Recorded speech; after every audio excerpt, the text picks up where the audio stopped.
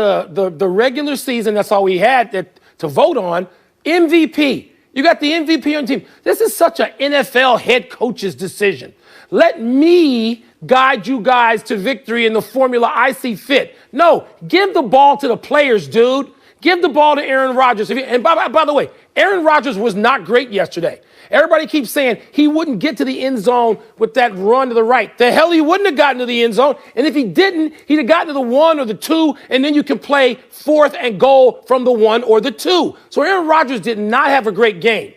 But I am giving the ball to Aaron Rodgers on 3rd and 4th downs. That's what we're going to do. We're going to play it differently. You didn't have to throw it into the end zone there. So, yes, he played scared. It was ridiculous. And, now Aaron Rodgers, and we'll get to this in a bit, he's going to go bye-bye.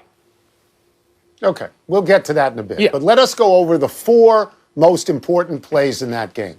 The first one I want to talk about is the terrible, terrible defensive lapse at the end of the first half, where you should be in a Hail Mary defense. You shouldn't be singled up on a wide receiver, and that makes it 28-10. That's an unbelievable error on the part of the Packers defense. Then, later, when the Bucs get the ball back, there's the pass interference call. They hadn't called that all day. They hadn't called it. They hadn't. It gives Tampa a first down. They get one more. The game is over. Now let us go to the 3rd down, as you're alluding to. Rodgers with the ball. A lot of open area on the right-hand side. Should have run. Even if he gets to the 4, it changes the 4th down play and then the inexcusable 4th down kick for 2 reasons. One, he is the MVP. He's not some guy. He's the one guy in the league that you want with the ball in his hands at that time, and you took it away. And 2, even when you get to 3, you still need a touchdown. That's you still right. need it. So go for the touchdown there. And if you miss on the 2-point conversion, you still have enough time, but you got time to get the ball back. Now, let us go to one other thing. What? One other thing, Mike. As I've been telling you all year, ever since they drafted Jordan Love, moved up to get him with the first pick, Aaron Rodgers has been fueled by hate.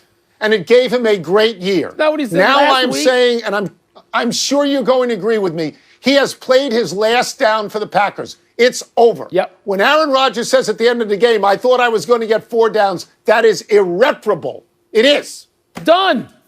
Yes, we agree on that. I'm surprised, and they had that great ground view. And the ground view for people at home is not the same as the ground view that Aaron Rodgers is getting, but he's got 2 defenders from Tampa leaning on Lazard. They're in the middle of the field, leaning the wrong way, and he's already in motion, and you know how he can fake, and he can freeze whatever defender he wants. He's so clever with the ball and his movement of foot. I thought, oh my God, Rodgers is going in. They're going to win this game. New team, same result for Tom Brady. Brady's into his 10th Super Bowl. His first with the Buccaneers after the previous 9, of course, in New England. No other player has even played in 7, and no other quarterback, John Elway, has been to more than 5. Tone, does this lead you to give Brady more credit, for the Tampa Bay historic success? Oh, wait, I'm sorry, for the Patriots' historic success. I just sort of juxtaposed. So when Brady went to Tampa Bay, I told you they would be in the Super Bowl. When they signed Gronkowski in April, I went on this show and I said the Patriots are going to be in the Super Bowl. And you laughed at me. You laughed at me out loud. We keep doing it. The Bucs. Who's laughing now? I mean Tampa Bay. Who's laughing now? I am laughing now. Brady is laughing. Gronkowski didn't have anything to do with it. Stop it. Your guy, John Elway, who you've said for years is the quarterback you think is the best you've ever seen. John Elway been a 5. I don't care about linemen who've been a 7. We're talking about quarterbacks here. He's been a 5. Brady's been to double that. Yeah. He has been to 10 Super Bowls. He's been a starter in the league for 19 seasons. One of those seasons, he was hurt. He's been to 10 Super Bowls in that period of time. And he had, at 43, the greatest year for someone of an age in any sport of all time. So to give him more credit, you can't give him enough credit. Yeah. So, your point is what? That, Tom Brady is the greatest and Bill Belichick, because he didn't make it to the Super Bowl this year with no players and a quarterback who couldn't get the ball 4 yards down the field, is a bum Who else Well, would that you was like? your bet Who against else would me. you have liked Tom You Brady made that to bet. play You were for wrong. in that time? You think Tom Brady would have gone to that many Super Bowls, 9 of them playing for Matt Nagy? If he had gotten Nope. it, no, he wouldn't have. Nope. So he got there playing for Nope. Bill Belichick. And that marriage was That's right. that marriage. And so, Belichick, presuming he doesn't just up and retire, he will have his day to prove, if he has a team, that he can get there. Tom Brady deserves all the credit in the world. They both got all the credit in the world as the greatest coach and the greatest quarterback 2 or 3 years ago. So I don't need to plow this ground. I'm surprised you feel the need to. Here's what I want to tell you, okay? And these are statistics that everybody can understand. Without Brady on the field, Bill Belichick's coaching record is 62-73. Not great. With Brady, 249 and 75 and 30 playoff wins, and that's why you bet on Brady. And if Brady were to win the Super Bowl and go through Breeze and Rodgers and Mahomes, have a nice day. Let's move on to the next story. Please. In the other conference final, matters. Kansas City beat Buffalo handily 38-24. The Bills scored the first 9 points and the last 9 points, and in the middle they got blasted 38-6. The Bills kicked 4 field goals, 2 from inside the 10, leading to some criticism that they should have gone for touchdowns. Wilbon, are the Chiefs this good, or did the Bills have the wrong plan? The Bills had a fine plan. Led to 9-0. They had a fine plan. They got fine players. They're not as good as Kansas City, okay? They're not as good as Kansas City. They got anybody on their team nicknamed Cheetah? No, not that I'm aware of. They got number 10 on Kansas City, who even playing with a okay quarterback, just maybe a Pro Bowl level, not as great as Mahomes, would still scare the hell out of any defense in football. But with Mahomes, they're better. It's Buffalo's job now. You know what their game plan should be? Forget yesterday's game plan. It doesn't matter. They have to go out and get a receiver, okay, to play opposite Diggs. And he has to be, if not great, really good, a field stretcher, somebody who's a compliment, and a big-time running back who can break a game open and or control the ball, possessions, one or the other, if not both. So there's nothing wrong with the Buffalo Bills, and anybody who need to criticize them today should shut up. You'd be a fool, particularly the people who said Josh Allen was equal to Patrick Mahomes going into the game. They should have their credentials taken away for that stupidity. Yeah, the Bills are a fine team. They're not as good as Kansas City because they don't have Mahomes. Mahomes is a wizard. He is the best football player on earth. You mentioned Hill. I would give you Travis Kelce as well. Yep. The Bills don't have people quite that good. Josh Allen had a good game. He accounted for 375 yards. It's fine. They're not as good. Again, some minor statistics, okay? Patrick Mahomes, they lost 1 game when he was on the field this year. In their last 26 games when he's on the field, the Chiefs are 25-1. People got lulled into thinking because they didn't cover the spread, they didn't win big, that they weren't that good. What does Herm Edwards say? Hello, you play to win the game. Yeah. And they win all the games. They win the games. They're better. There's only one person on this show quoting Vegas all the time, and it ain't me. So maybe it's me. Some people in the attic ought to stop paying attention to Vegas. So now it all comes down to the defending champs and the Buccaneers in Super Bowl 55 in Tampa. It's the first time a Super Bowl team will play in its home stadium. It also pits the best quarterback of this time against the best quarterback of any time. Tone, your thoughts initially on the Super Bowl matchup are? Well, I find it interesting that it will be a home game for a team in the Super Bowl, and it's never happened before. But there's only going to be 22,000 people in there, and we don't know how many of them are Tampa fans. And this year, what we've noticed is that home field in the usual way doesn't really matter. So I don't know what that means. They played each other this year earlier in Tampa. Kansas City won that game. Brady is 2-2 with Mahomes all time because Mahomes only been in the league an hour and a half, and they haven't had that many games. I will say this, Mike. I picked Breeze to beat Brady in New Orleans. I picked Rodgers to beat Brady in Green Bay, and I think Mahomes is going to win. But Brady's still there, so maybe you shouldn't listen to me. I'm going to say what I said Friday. Why pick against Tom Brady? Just watch the game. I don't care about the damn picks. Not on this show, not on any show. Now let's go back to the field situation and fans and all that. I don't believe for 1 second there will be only 20-some thousand fans in a game in Florida.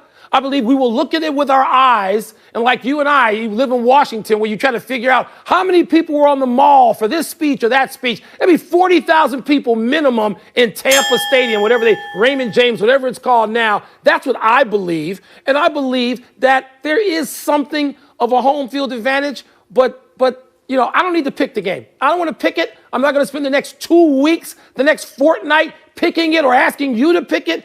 We'll watch the game when it comes around. I will say this. We have not given any credit to the Tampa Bay defense. It's really good. New Orleans averaged 30 a game. Tampa Bay held them to 20. Green Bay averaged 32 a game. Tampa Bay held them to 26. That's what's giving Brady the ability to go down the field because he knows they can stop. Gives him the ability to throw 3 picks and look bad and not have to worry. And maybe his defensive coordinator ought to be considered by some of these teams with no head coach worth a damn to be their head coach. 2 bad picks, but 28 in the first half, and the other team never got to 28. Brady was great when he had to be. Let's take a break. Still to come, are the Lions smart to part ways with Matthew Stafford? But Brady didn't have to be great all the time because his defense was.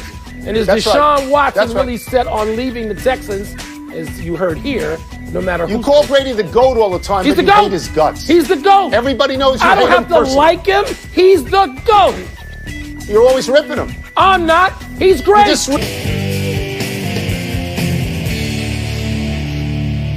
Can you smell something funky? No. That's mail time. Let's see what's first mail time? on mail time today. Are the Lions smart to trade Matthew Stafford? Yes. I told you 2 weeks ago, I kept saying the Washington football team, among others, should go get Matt Stafford because somebody's going to get him because he ain't going to be on Detroit, where he made the playoffs like 4 times in 11 or 12 years. You can do that with anybody. And yet, Matthew Stafford has big-time talent. That organization, all right, is a lot worse off than Matthew Stafford. I mean, Matthew Stafford I'd take, and I'd say everybody else, you stay in Michigan. So, yes, trading him seems like a good bet. And going to get him, if you have a team around him, I think he's good enough individually to take that team and go. Yeah, Detroit didn't win with him. They didn't win without him. They're not going to win when he's gone. He had 4 winning seasons, I think. He never won a playoff game. But do you think there are people out there who might find value with somebody who's gone over 4,000 yards 7 times and over 5,000 yards once? I think so. In fact, let me name a bunch of teams. Indianapolis, the 49ers, the Patriots, the Rams, Denver, Washington, Philadelphia, New Orleans, the Jets, the Giants, the Steelers, and Houston. Basically half the league. What Detroit is doing is good. It's going to give Stafford a chance to play on another team and maybe win. And they're starting new with a new coach, a new GM, a new everything. Three times in the playoffs, Tony. And by the way, San Francisco won't be available because that's where Rodgers will be playing. They won't need Stafford. What does it tell you that Deshaun Watson reportedly wants out no matter who will be coaching the Texans? That he thinks that the Houston management, the front office, somewhere between misled him and lied to him. And so, once again, I told you this last week, he's not going back there. And they think, of course, now that there are, let's be very frank about this, real talk. Now that they have multiple black head coaching candidates that are being floated, that are in mind, that the talk in Texas, we're getting a brother, therefore Deshaun won't want to leave us. And what it sounds like to me from people I've talked to is Deshaun has said, you people I can't trust. Because you say one thing here and you do another thing there, your actions are different. So I think Deshaun Watson will still go. I think that. What it tells me is that the hot stove league is going to be the greatest all time because you got Rodgers out there. You got Deshaun Watson out there. You got Matthew Stafford out there to a lesser degree. But what is interesting, you got Carson Wentz out there. And it also tells you that they've changed the way you look at trading or acquiring quarterbacks. For many years, people said, I don't want to bring a new quarterback in. He doesn't know my system. It'll take him too long to acclimate. But when Brady at 43 went to Tampa and took them to the Super Bowl, that is the moment, Mike, like when LeBron said, I'm taking my talents to South Beach, and it changed the game. It changed the game and how you look at the game. You didn't really put Wentz in there. I did. I said to a lesser degree. Okay, much lesser. Enough email. Real lesser. Let's take one last break. Mighty but lesser. Still to come. Deuce Staley lands with a new team after leaving Wilbon's Eagles. Yeah, all-time lesser. We'll share also a few thoughts, maybe more than a few, on the life of the late Larry King. So you hate Wentz and you hate Brady. Anybody else you hate today? I told you I hate most people most days. I'm like you were. Happy time, people. Happy 36th birthday, AC Law IV. He's out of the league now, but in 2007, Law was the 11th overall pick by the Atlanta Hawks out of Texas A&M. He was traded to the Warriors in 2009, which is where this story gets going. Steph Curry was talking the other day about the struggles of prized rookie James Wiseman, who Draymond Green is always barking at. Curry said he believes Wiseman will be fine, and he added with a shrug, and I quote, "I used to get benched for AC Law," unquote. A shot, but funny. Curry will someday go to the Hall of Fame. Law's career averages are 3.9 points, 1.6 assists, and 1 rebound per game, but happy birthday. Tony, is only one All-Star was selected after him in that draft, Marc Gasol in the second round. Thaddeus Young still playing for the Bulls, Jared Dudley, Wilson Chandler, long careers, but it wasn't like, there were like 8 Hall of Famers selected after him that the Hawks missed on. Happy anniversary, Jerome Lane. On this day 33 years ago, the Pitt forward took a pass from Sean Miller on a breakaway and threw down one of the most violent and celebrated dunks of all time. A one-hander over a hapless Providence defender that literally shattered the backboard into a million pieces. This led to the famous Bill Raftery call, "Send it in, Jerome." Lane entered Pittsburgh weighing just 170 pounds. But by this time, he was up to 230. In 1986-87, Lane's 13.5 rebounds a game made him the first player 6'6" or shorter to lead the NCAA in rebounds in 29 years. Yeah, Tony, and Jerome Lane, clearly a spectacular athlete, did not have, an NBA career of any sort, but he's got a highlight for all time. I know you agree. And now a melancholy trails to Larry King. For decades, the Larry King Show on CNN was the best interview show on television. Big names from sports, acting, music, politics, you name it, went on with Larry and told their stories. Larry was always fair to them and genuinely interested in them. Larry was a great friend to this show. He came to the studio and honored us with his praise. For years, we made fun of how old Larry was in our opening joke, and he loved it.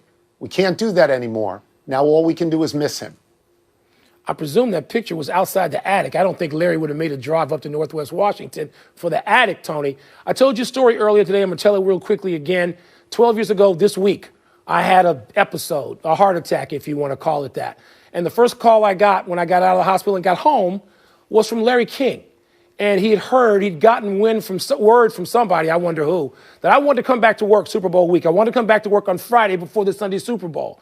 And Larry said, "Listen to me. You're not going back to work. I've talked to Kornheiser already. And first off, you go back to work, arguing with him may kill you, so you're not going back to work. You got to drink a lot of grape juice." And he gave me all this advice, and I realized I was on the phone with Larry King, who had a heart attack 20 years earlier, telling me what I should do and threatening me if I went back to work. I waited. I waited the 3 days for you and Larry to bless it, and I went back to work. But Larry was right. How many times did we have breakfast with Larry? If we had the same birthday, Angeles, Tony. Same birthday, November 19. Breakfast in L.A. Is that right? And a couple of dinners at the Palm in Washington. Lunches, you've had those. People can be in awe of whomever they want to be in awe of. I'm going to speak for you now, too. We were and are in awe of Larry King, the great Larry King. And just to have him in this room was fabulous. Loved him. Loved him. Let's go to the big finish. Let's do it. Seahawks tight end Greg Olsen has retired. How will you remember his career? 3-time Pro Bowler. I'm going to remember the time with the Bears and the fact that the Bears got rid of him and he had more time.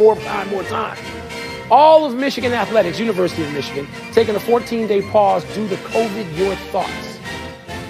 There must be a tremendous amount of incidents on the campus. I think a reset is very smart. Shut everything down and then bring it back. See what happens. Deuce Staley asked out of the Eagles. He will be the assistant head coach and running backs coach of the Lions. Does that make sense to you? It makes sense that he would go somewhere that he feels valued more than he has felt in the Eagles, within the Eagles organization, yes.